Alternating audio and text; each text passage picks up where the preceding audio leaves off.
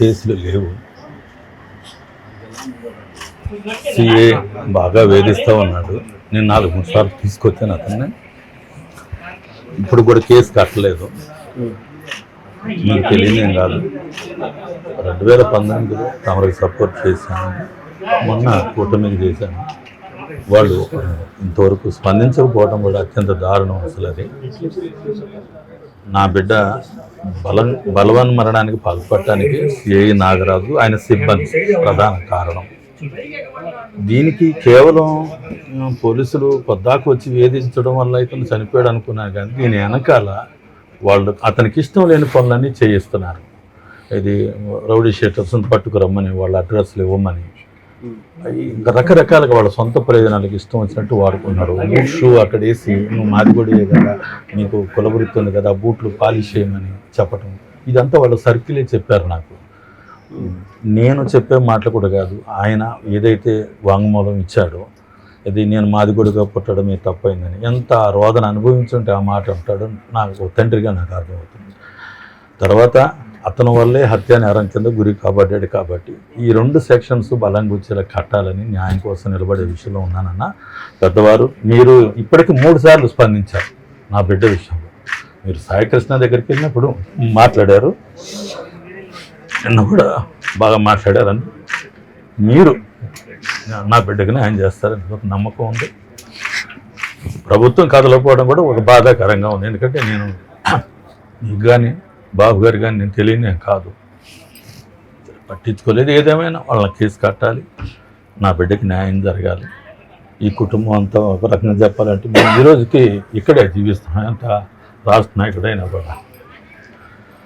కాబట్టి తమరు ఎంతవరకు మాకు న్యాయం చేయగలిగితే అంతవరకు చేయండి. నా బిడ్డ విషయంలో నేను కల్మషం లేకుండా నిలబడతాను.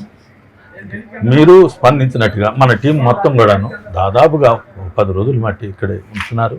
వైఎస్ఆర్సీపీ నాన్నగారు హయాంలో మేము ఆర్ట్ కాలేజీలో పెద్ద మీటింగ్ పెట్టాం, కేఎస్ బాబు మేము.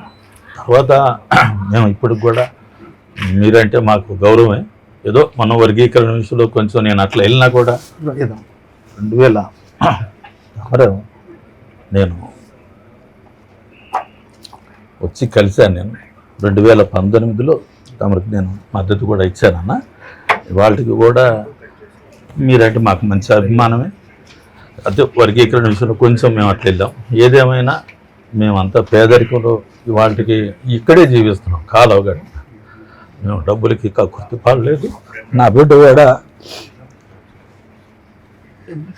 అంటారు కానీ ఏదో తెలియని టైంలో పెట్టారు. 8 ఏళ్ళుగా అలాంటివి లేవు.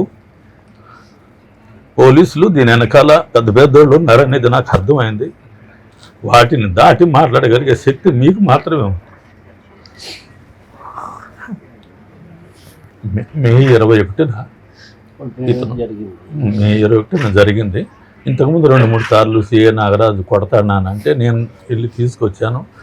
ఏదో అల్లరి చిల్లరగా జరుగుతాయేమోలే అనుకున్న 2-3 సార్లు మల్లాది విష్ణు గారితో కూడా చెప్పి నేను ఆ రౌడీ షీట్ అనేది పక్కన పెట్టించాను. 12 ఏళ్ల కిందట ఉండేవి, 8 ఏళ్ళకి ఏమి లేవు. ఆ 4 ఏళ్లలో కొంచెం మార్పులు చేర్పులు చేసుకున్నాడు. 8 ఏళ్ళగా ట్యాక్సీ దొలుకొని బతుకుతున్నాడు. గవర్నమెంట్ నుంచి నేను తెచ్చిన కారు ఉంది, బ్రతుకుతున్నాడు. 40 సంవత్సరాలు. కొత్త కేసులు ఏం లేవు. 8 సంవత్సరాల నుంచి ట్యాక్సీ నడుపుకుంటున్నాడు. అసలు ఎటువంటి కేసులు లేవు. ముందు ఏదైనా ఉంటే చిన్న చిన్న కేసులు. పోలీసులు వచ్చి 21వ తారీఖు ఉదయం 10:30 గంటలకి ఆ పక్కన ఉంటుంది గది, వచ్చి క్రాంతి సిఐ నాగరాజు గారు పిలుస్తున్నారు, నువ్వు రావాలి అంటే అతను వాళ్ళని చూసి తలుపులు వేసుకొని నన్ను వస్తే చంపేస్తారని చెప్పాడు. నువ్వు వచ్చినా రాకపోయినా జరిగేది అది అని చెప్పేసి చాలా బలంగా వాళ్ళు చెప్పడంతో అతను పురుగుల మందు తెచ్చుకొని గుడికలు తెచ్చుకొని తాగాడు. తల్లి ఏడుస్తుంది, తలుపు తీయనానా అంటే 1 గంట తర్వాత సొంత ట్యాక్సీ గవర్నమెంట్ స్కీమ్లో తీసుకొని ట్యాక్సీ సొంతంగా నడుపుకుంటాను. ఇప్పుడు అది కూడా లేదు.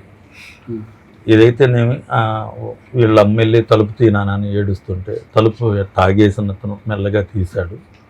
తర్వాత హెల్ప్ హాస్పిటల్కి తీసుకెళ్ళాం, సాయంత్రం జనరల్ హాస్పిటల్కి తీసుకెళ్ళాం, చనిపోయాడు. కేవలం వాళ్ళ ఒత్తిడి వల్ల చనిపోయాడు. వేరే అతనికి ఏ రాజకీయాలు కూడా ఏమీ లేవు. ఒక తండ్రిగా నాకు ఇచ్చే గౌరవం నాకు ఇచ్చాడు. తను బతుకుతున్నాడు. వాళ్ళు ఈ ఇష్టం లేని పనులు చేయించడాన్ని తిరస్కరించాడు అతను దాదాపుగా ఏంటంటే రౌడీ షీట్లను పట్టుకురమ్మంటే ఇతను ఎట్లా పట్టుకొస్తాడు, వాళ్ళ కుటుంబాలతో గొడవలు అవుతాయి కదా. కాబట్టి ఇట్లాంటి వాటికి పోవట్లేదు. ఏదన్నా తీవ్రమైతే నేను వెళ్తూ ఉండేవాడిని. అట్లా అంత లేదు అనుకున్నాను. తర్వాత చూస్తే ఈ సాయికృష్ణ అని అతను కూడా చంపబడ్డాడు కదా. అదే తరహాలో ఇతను కూడా భయం పట్టుకుంది. ఎందుకంటే వాళ్ళు ఇష్టం లేని అంటే ఇప్పుడు ఆదివారం వచ్చి సంతకం పెట్టాలంటారు. ఆ సంతకాలు వాళ్ళు పట్టించుకోరు. కానీ వాళ్ళు చెప్పిన పని చేయకపోతే ఆదివారం పేరుతో తిరగేసి ముగ్గురు కలిసి 3 టైర్ బెల్ట్లు పట్టుకొని కొడతా ఉంటుంటే అతడు తగలరాని చోట తగిలి చచ్చిపోయే పరిస్థితి. ఇంత భయంకరమైన స్థితిలోనే అతను చనిపోవటం అనేది జరిగింది. మరి నేను కేసు పెట్టి కూడా నెల 8వ తారీఖు నాడు పెట్టాను. నేను ఇంతవరకు ఆ కేసు కట్టింది కూడా లేదు ఇప్పటి వరకు కూడాను. నేను దళిత సంఘాలు మొత్తాన్ని తీసుకొని వెళ్ళి మళ్ళీ సిపి గారిని కలిసి మళ్ళీ కేసు పెట్టమని చెప్పేసి గట్టిగా ఒత్తిడి చేశామన్నా. మరణవాంగ్మూలంగా వీళ్ళు అసలు దాన్ని ట్రీట్ కూడా చేయడం. 8వ తారీఖు అందించిన కంప్లైంట్కి ఈ సెంట్రల్ నార్త్ ఏసీపీ కాబట్టి తీసుకున్నాను సార్. సపరేట్గా దీని మీద అసలు ఎవరు ఏం పట్టించుకోవాలి సార్. నా బిడ్డ 2 మాటలు చెప్పాడు. నేను మాదిగ కులంలో పుట్టడమేనా, నేను చేసిన తప్పని తమరినే ఉంటారు. రెండోది, నన్ను బలవన్మరణానికి పాల్పడటానికి సిఏ నాగరాజే ఈ ఆత్మహత్య చేసుకోవడానికి కారణం. ఈ 2 కేసులు బలంగా కట్టాలి. సిబిఐ విచారణ జరగాలి.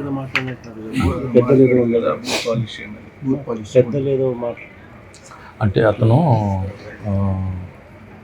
దీని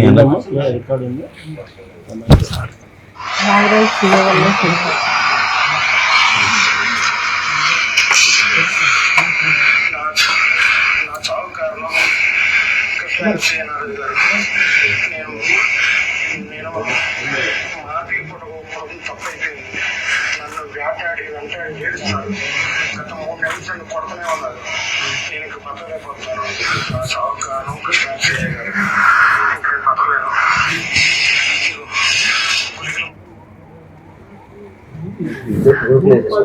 వాళ్ళ అమ్మగారికి చెప్పేవాడు సార్. 3 నెలలుగా తిరుగుతూ ఉన్నప్పుడు ఇంట్లో 3 నెలల నుంచి కొట్టేవాళ్ళు అని చెప్పి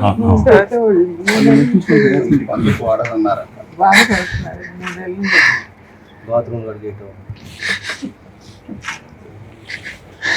ముగ్గురు పిల్లలు ఇస్తే బాబు కాలు కూడా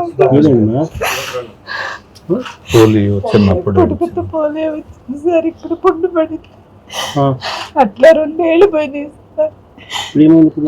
ఇప్పుడు ఇక్కడ పెంచులాగా పడిపోయింది సార్ బాబుకి. అది లోపల నుండి తినుకుంటా చూపిస్తున్నారు సార్. ఎక్కడ చూపిస్తున్నారు? ఏమని చెప్పినారు వాళ్ళు? అంటే కొంచెం ఏజ్ అనేది వచ్చాక చేస్తామన్నారు సార్. కాకపోతే ముదిరిపోయింది బాగా. ఏళ్ళన్నీ పోయినాయి. ఏళ్ళు పోయింది. ఏమైంది? పుట్టుకలో చిన్న కణితలాగా వచ్చింది సార్. ఇక్కడ వెనక ఈ మీద కణితలాగా వచ్చింది.